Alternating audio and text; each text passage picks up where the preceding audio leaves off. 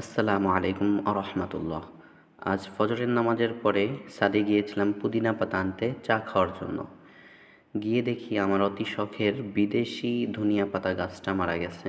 এটা সহ আরও একটা মারা গেছে।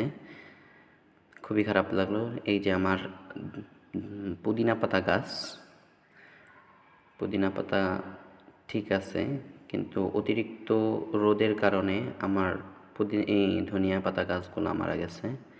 এইটা মোটামুটি ভালো আছে, সতেজ আছে এখনও। ওই যে পিছনে আরেকটা দেখতেছেন, ওইটাও মারা গেছে। এই যে এই তিনটা হলো আমার নতুন পুঁই গাছ, পুঁই শাক গাছগুলা একদম নতুন। এগুলোর আমি কেবলই চারা থেকে একটু বড় হয়েছে, এগুলোকে আলাদা করে সেপারেট করে লাগাবো। তার জন্য মাটি তৈরি করছি, ইনশাল্লাহ এই মাটির মধ্যেই ওই গাছগুলো লাগাবো। আর এটা হলো আমার লাল পুঁই গাছ। এটা অনেক দিন আগেই লাগাইছিলাম, কিন্তু ছাদে অতিরিক্ত রোদ থাকার কারণে হয়তো লাল কালার হয়ে গেছে। এইগুলা আমার মরিচ গাছ।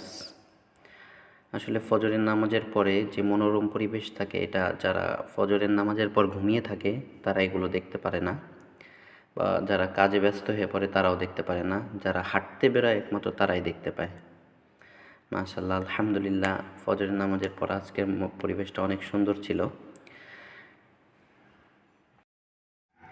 এরপরে বাসায় গিয়ে পুদিনা পাতাগুলো সুন্দর করে ধুয়ে চা বানাইছিলাম। আপনারা দেখেন, মাশাআল্লাহ, অনেক সুন্দর কালার হয়েছিল, অনেক সুন্দর কালার হয়েছিল। আর বড় এক কাপ বানাইছিলাম।